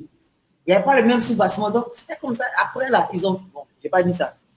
Ça a brûlé. Je n'ai pas dit ça. Le fameux incendie. Le fameux incendie. Ça a brûlé. Bon, il n'y a pas dit ce que vous voulez dire, mais sinon, un magasin qui brûle le 2 janvier, après avoir fait les ventes le 25 jusqu'au 31 décembre, et puis ça brûle le 2 janvier, quand tout le stock est fini, bon, ce feu-là avait besoin de brûler. Tu vois, mais bon, après on peut comprendre, tu vois. Mais ce que je veux dire, allez-y progressivement. On a tous des grandes visions. On veut tous être à la tête de multinationales. On veut tous être à la tête de conglomérats. Mais commençons petits. Toutes ces sociétés qu'on voit aujourd'hui, les Apple, les Facebook, les temps, ils ont commencé où? Dans le garage. Est-ce que tu peux me dire que Steve Jobs, dans son garage, était en train de payer des États à l'État américain? Il ne payait rien. Il ne payait rien. Facebook, quand il était encore au campus de Harvard, il payait quelque chose à l'État américain. Il ne payait rien. C'est quand les gars ont déménagé pour aller à la Silicon Valley. Et puis maintenant, les vrais actionnaires ont commencé à mettre 1 million de dollars, 2 millions de dollars, 5 millions de dollars pour développer leur business. C'est à partir de ce moment-là qu'ils ont fait des entreprises. Donc, soyons sérieux. Vous comprenez? Il ne faut pas en faire comme si on aime le roi plus que le roi. Voilà, c'est un peu ce que je voulais dire. Alors, bon, ça c'est une question, je pense qu'on a répondu à ça, mais la question est venue. Doit-on forcément avoir un registre de commerce avant de lancer son business? Christian, qu'est-ce que tu peux dire à cette question? Je l'ai dit, pour les 7 business là, il n'y en a qu'un qui m'a été contraint, ou il m'a été contraint d'ouvrir un registre de commerce. Si par exemple pour la formation, mon business dans la formation, je vais des marchés où on me demande un registre de commerce, je serai obligé de faire un registre de commerce. Mais tant que le besoin n'est pas là, que ça ne m'empêche pas de gagner de l'argent, je ne m'en mets pas. On n'est pas en train de dire, je pense que ça va être clair, on n'est pas en train de dire, ne vous déclarez pas à travers au noir. Non, on dit, commencez doucement. Le temps de se déclarer là va arriver. Ne renversez pas, ne mettez pas la charrue avant les bœufs. Allez se déclarer, non. Progressivement, il sera évident pour toi que si tu veux aller au niveau supérieur, tu dois te déclarer. Quand ce niveau-là va arriver, tu te déclares. OK? Et même l'État préfère les entreprises qui existent depuis 4 ans, 5 ans. L'État préfère. Je vous dis la vérité. L'État préfère les entreprises qui existent depuis au moins 5 ans qui viennent se déclarer. Parce qu'ils savent que la période trouble, c'est les 5 premières années. Si tu as passé les 5 premières années, tu peux faire même 20 ans. Donc l'État préfère quand tu viens, quand vous allez aux impôts, rencontrer les gars des impôts, les gars des, comment on les appelle, les CGE, centres de gestion agréés là. Quand il vient, il te demande, tu as commencé depuis combien de temps? Non, maintenant il veut commencer. Lui-même il sourit, il te dit pardon. Va faire un peu ton truc là. Il ne va pas me fatiguer à écrire des papiers, te déclarer. Parce que quand il te déclare dans son chiffre là, non, on va lui demander l'argent de ça. Donc il ne veut pas se fatiguer parce que tu vas faire faillite. Donc il te dit, va faire un peu ton business là. Non. Si ça marche un peu, que ça grandit un peu, reviens. Moi, mais te déclarer. C'est la réalité. Donc, l'État préfère les gens qui ont au moins un business qui tourne depuis 3 ans, depuis 4 ans, depuis 5 ans. Quand ton business tourne maintenant, il sait que quand il te déclare, tu déclares ton chiffre d'affaires, je fais 10 millions, je fais 2 millions de chiffre d'affaires par mois, par an, etc. Il sait maintenant prendre cet argent-là et le mettre dans son budget pour dire, voilà une ressource qui arrive, je peux penser à construire des routes avec. Tu vois. Mais le problème, c'est que tu n'as même pas encore vendu 5 francs. Et tu viens dire à l'État, non, j'ai fait 1 million de chiffre d'affaires. Il met dans son chiffre d'affaires que, bon, VK va m'envoyer 200 000 francs d'euros tous les mois. Et puis maintenant, on te cherche, on ne te voit pas. Tu as disparu parce que ton business n'a pas marché. On doit maintenant te faire le redressement parce que les 2 000 francs ou que les 200 000 francs que tu as dit que tu allais payer là, non, ils ont déjà mis dans un budget quelque part. Si ton business est tombé, tu vas payer quand même. Tu comprends? Donc, on ne dit pas ne vous déclarez pas, on dit allez-y progressivement. C'est un peu. Ayez une grande vision, mais acceptez de commencer petit. OK? C'est clair. C'est clair. Alors, est-ce qu'il y a une autre question? Alors, Christian, il y avait des gens qui avaient des questions concernant ta formation sur comment importer de Chine, sur tes différents bouquins, tes différentes formations. Je vais te donner quand même 5 minutes. Je vais te donner quand même 5 minutes pour que tu puisses élaborer un peu sur les différents produits que tu as qui peuvent aider les entrepreneurs comme ceux que nous avons rassemblés aujourd'hui. Donc, vas-y, tu as au moins 5 minutes. Ok, la bonne nouvelle, c'est que avant, il fallait être physiquement présent pour assister à ma formation comme importer de Chine. Et maintenant, ça y est sur clé USB, quelle que soit la localité où vous vous trouvez, on vous fait livrer cette clé-là. Et ceux qui ont pris part à la formation en physique, ils ont payé 25 000. Mais la bonne nouvelle, c'est que sur clé, je suis en promotion. Je crois qu'il doit me rester une vingtaine de clés. Je fais la clé désormais à 10 000. Vous avez absolument toute la formation comme importer de Chine. Pourquoi vous devez avoir cette formation-là? Parce que c'est pratique. J'achète en ligne sur Alibaba. Je me suis rendu même en Chine. Donc, quand il s'agit de parler de business avec la Chine, je suis dans mon assiette, je sais de quoi je vous parle. Et je vous donne toute cette somme d'expérience-là sur une clé USB, avec même le support de la formation. Et puis, je vous le donne à 10 000 quand les autres ont payé 25 000. J'espère qu'il n'y en a pas dans ce groupe, sinon ils vont venir me réclamer leur monnaie. Donc, c'est vraiment une opportunité pour vous. Mais seulement, il y avait une clé disponible. Après ça, je pense qu'on va remonter au prix normal. La deuxième bonne nouvelle, oui, tu veux répondre? Oui, c'est ton livre. Je voulais parler de ton livre que j'ai lu qui est excellent. Oui, mon livre, j'espère que vous le voyez, il y a un monsieur. Non, il faut venir. Voilà, on voit ça maintenant. C'est un peu renversé. Il y a un monsieur qui attrape sa tête. C'est salarié en difficulté financière. Voici comment en sortir. Vous voyez, dans ce livre-là, je partage des techniques pratiques, parce que moi j'aime ce qui est pratique, pour pouvoir créer un business rentable à partir de peu. Vincent a eu le privilège de lire le livre, il a eu le privilège de le valider. Toutes les personnes qui ont bien pu prendre ce livre-là, en tout cas aujourd'hui, me font des retours très satisfaisants. Lui aussi, je suis en train de préparer mon prochain livre, donc les derniers exemplaires sont encore présents. Il fait également 10 000 francs. Voilà. Salarié en difficulté financière, voici comment en sortir. 14 chapitres. Il vous dit comment, il y a un chapitre dedans qui me plaît beaucoup. Il dit, comment vous servir légalement dans le salaire de vos collègues avec leur consentement. Je vous livre le secret. Moi, dans l'entreprise où je travaille, il n'y a pas un mois qui va finir, puis mes collègues ne vont pas faire rien pour venir me donner l'argent. Pas parce que je suis leur employeur, mais parce que je leur ai vendu quelque chose. Et c'est comme ça que vous devez être dans l'entreprise où vous êtes. Je révèle le topo ici, je dis les secrets dans ce livre-là. Donc, si vous êtes intéressé par le livre, il fait 10 000 francs et la livraison est gratuite à Abidjan. Mes contacts, je peux donner mes contacts, c'est ça? Bien, les gens veulent ton contact aussi. Les gens veulent ton contact. D'accord, donc je suis joignable, que ce soit pour la formation, pour le livre, au 08 90 43 40. C'est un numéro WhatsApp également. 08 90 43 40. Si vous voulez la clé pour la formation, ou bien si vous voulez le livre, contactez-moi. D'accord. Si quelqu'un est gentil, qu'il écrive le numéro de Christian en commentaire 08 90 08 90, pardon. 43 40. Voilà, que quelqu'un écrive le numéro de Christian en commentaire 08 90 83 40. 08 90 83 40. Est-ce que quelqu'un 08 90 43 43 40. Attends, je suis en train d'écrire ça. C'est bien ça. Merci à moi de Vanessa à trouver. 08 90 43 40. 43 40. Et c'est un numéro WhatsApp. Vous pouvez m'écrire sur WhatsApp. Généralement, je suis courtois, je décroche, je cause beaucoup par WhatsApp, donc n'hésitez pas à contacter moi et puis le service de livraison va vous envoyer votre clé. Mais c'est valable seulement, Vincent. C'est valable seulement à ceux qui ont pris part ici. Hein. S'ils sont de là, s'ils ne sont pas passés à l'action, moi je retourne au prix normal. Hein. Voilà. J'ai diminué par toi et moi, on s'est dit. On m'a demandé de faire un prix famille. Voilà. Ok, les amis. Donc voilà. Qu'est-ce que je peux dire? Après une telle formation, je perds mes mots, vous voyez. Donc voilà, après une telle formation, moi je perds mes mots. Je ne sais pas qu'est-ce que je peux dire. Tous ceux qui sont intéressés, vous avez le numéro de Christian. Son livre, il n'y a que 30 exemplaires. Importé de Chine, il n'y a que 20 exemplaires. Il faut que tout ça parte, ok? Comme on l'a dit, investissez dans la formation. Développez-vous. Je vous disais, pour ceux qui ont suivi le direct hier, je leur disais que l'argent que tu peux recevoir est proportionnel à ton niveau de connaissance. Tu ne peux pas gagner plus d'argent que ton niveau de connaissance. Si ton niveau de connaissance peut te permettre que de gagner 100 000, tu ne peux pas espérer gagner 1 million parce que ton niveau de connaissance ne peut pas te permettre de gagner 1 million. Ok? Et Christian, après beaucoup d'échecs et d'erreurs, est aujourd'hui l'un des rares qui peut accepter de dire j'ai 7 business qui tournent. Par la grâce de Dieu, ça va un peu. Combien de gars qui ont des business vont venir vous dire, déclarer dans quel domaine? Christian a déclaré le domaine dans lequel il est. Il a déclaré dans son livre que j'ai lu et que j'ai vraiment énormément apprécié. Ok, il explique en fait les méthodes, il explique le coco carré, mais également il explique comment on lance un business, comment on contrôle un business, etc. Moi, je vous encourage fortement à prendre son livre, à lire son livre, parce que c'est un livre que j'ai vraiment apprécié.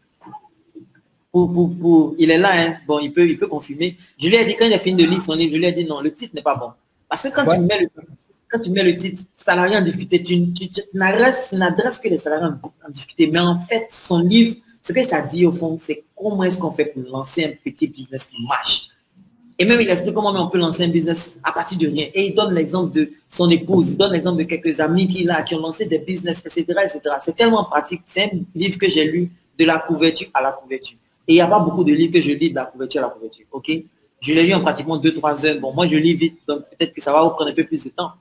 Mais je recommande vraiment cela. On peut se dire, ouais, mais Vegasta, tu fais ta formation, pourquoi tu fais la formation de quelqu'un d'autre? Non, je connais la valeur de ce que j'ai lu. Et je peux en parler. Donc, les amis, le numéro de Christian, là, ceux qui sont intéressés par le livre de Christian, prenez le livre de Christian, ça va vous intéresser. C'est vrai que j'ai écrit sur l'entrepreneuriat, etc. Cédric vous en a parlé, mais je pense que le livre de Christian également est très, très bon. OK? Donc voilà, Christian, en tout cas, merci beaucoup. Merci, Président, c'est un honneur. Voilà, je vais te prendre encore 5-10 minutes. Je veux que tu parles un peu, des erreurs à éviter. C'est vrai que tu en as parlé, mais je veux que tu reviennes en 5 minutes sur tous ces gars que tu vois connectés là, les 150 qui sont connectés actuellement. Ils veulent se lancer. Si tu devais leur parler comme si c'était tous tes petits frères ou tes frères de sang ou alors tes cadets ou alors tes grands frères, en tout cas des gens de ta famille que ton papa et ta maman ont accouché. Prends-les comme, mets-toi dans ce cadre en te disant, voilà, 150 personnes, ce sont mes frères de sang. C'est-à-dire que les gens qui peuvent me soutenir sur cette vie-là, non, c'est eux. Vous voyez, c'est mon père et ma mère qui les ont accouchés. Ils veulent se lancer dans un business. En quelques minutes, qu'est-ce que tu peux leur dire? Quelles sont les erreurs qu'ils ne doivent pas commettre pour pouvoir vraiment s'en sortir dans leur business? Donc, je te laisse le micro pendant 5 minutes. D'accord, donc on est en famille. Je vais vous donner vraiment des conseils pratiques de quelqu'un qui a échoué et quelqu'un qui au moins a vu la lumière. La première erreur que vous faites, qu'on a tous fait, c'est qu'on pense qu'il faut beaucoup d'argent pour se lancer dans l'entrepreneuriat. Moi, j'ai emprunté 3 fois avec la banque pour entreprendre. Malheureusement, les 3 fois, j'ai échoué. Et imaginez-vous, quand tu prends de l'argent avec la banque pour entreprendre, tu es obligé de rembourser. Mais ce qui m'a sauvé, c'est qu'à côté de ces gros coups que je voulais frapper, à côté, j'avais des micro-business que j'ai démarré avec petit budget, mais qui me permettaient au moins de me maintenir. Donc, je veux vous dire, on n'emprunte pas avec la banque pour démarrer un business. Privilégiez des business que vous pouvez faire avec les moyens dont vous disposez. Votre épargne là, vous avez souffert pour l'avoir. Ne la brûlez pas dans un business que vous débutez. Privilégiez les business avec petit budget. Et quand vous avez acquis maintenant l'expérience, vous pouvez injecter plus de sous là-dedans. Je vous recommande d'emprunter avec la banque seulement pour 2 cas. Soit un bon projet immobilier, ou bien deuxième cas, c'est que le business, il prend déjà, il marche très bien, et vous avez besoin d'un complément je veux dire, vous voulez augmenter comment ça s'appelle, le fonds de roulement. Sinon, démarrer un business avec crédit bancaire, je vous le défends absolument, surtout vous les nouveaux salariés. Je vous défends d'emprunter avec la banque. OK? Premier conseil. Deuxième conseil, c'est vrai qu'aujourd'hui, on a pu mettre sur pied plusieurs business, mais il faut aller pas à pas. Il ne faut pas vouloir tout faire en même temps, sinon tu vas te casser la figure. Tu choisis un business, tu le fais réussir, quand il est stable, tu génères les revenus que tu veux, alors tu passes à un autre business. C'est comme ça qu'on travaille par objectif. OK? Troisième conseil que je peux vous donner, c'est que l'échec ne veut pas dire que vous êtes maudit. L'échec fait partie de la formation. J'ai beaucoup échoué. Si je voulais regarder les liens ancestraux, si je voulais regarder les mêmes PC, je n'allais pas continuer. Vous allez échouer, tirer des leçons, persévérer. Vincent, tu en veux encore? Ah non, c'est tellement profond, c'est tellement chic, c'est tellement bien dit. Les amis, voilà, donc voilà les 3 conseils que Christian nous a donnés. Je reviens sur les 3 conseils. Premier conseil, très important, on n'emprunte pas avec la banque pour démarrer le business, mais on emprunte pour faire grandir un business qui fonctionne déjà. Deuxième erreur, ne fais pas tout en même temps. Prends un business, fais-le réussir et puis après, lance le suivant. Et puis le troisième, l'échec fait partie de la formation. Tu n'es pas maudit pour autant. OK? En tout cas, Christian, merci beaucoup pour ce que tu as fait pour nous. Merci. Normalement, on te doit au moins 1 million, mais on n'a pas 1 million pour te payer. Mais je sais que les quelques personnes qui sont là vont prendre des bouquins. Vous voyez, il y a 150 personnes connectées. Il n'y a que 30 clés USB. 30 livres et puis que 20 clés. Les premiers arrivés, les premiers à se signaler seront les premiers servis. Qui seront servis. OK? 30 clés, 20 livres. Donc, après le direct, les amis, on va faire une pause. Hein, il est 14h19, il est 14h20 à ma montre. On va faire une pause de 40 minutes. On va faire une pause de 40 minutes pour donner le temps à tout le monde d'aller manger, d'aller téléphoner, de faire des choses. Donc, on reprend, les amis, à 15h00. On reprend à 15h00, les amis. En tout cas, Christian, merci beaucoup. Donc, n'hésitez pas, prenez les bouquins de Christian. Il n'y en a que 20, les clés USB, il n'y en a que, il y en a que 30, les clés USB, il n'y en a que 20. Commandez ça. On parlait, il y a déjà 5 bouquins qui sont partis. Donc, donc voilà, pendant qu'il est en train de faire la formation, il y a 5 bouquins qui sont partis. Il ne reste que 25 bouquins et vous êtes 150. Prenez rapidement les bouquins, les amis. Ça va vous aider. Personnellement, je les ai lus. Tous les gars que je vais inviter, que vous allez écouter aujourd'hui, ce sont des gars pour qui j'ai du respect, j'ai de l'admiration. C'est des gens que, bon, on ne peut pas dire on vénère, mais c'est des gens pour qui, c'est des gens, quand ils me parlent, j'écoute. Parce qu'ils ont du vécu, c'est pas de la théorie. On n'est pas là pour faire de la théorie, on est là pour faire du concret. Donc voilà les amis, on va s'arrêter là. Petite pause de 40 minutes pour vous aider à manger, à vous aérer, à répondre au téléphone, à vous occuper un peu de vos enfants, de vos maris, etc., etc. On se retrouve ici à 15h00. Merci et puis à tout à l'heure.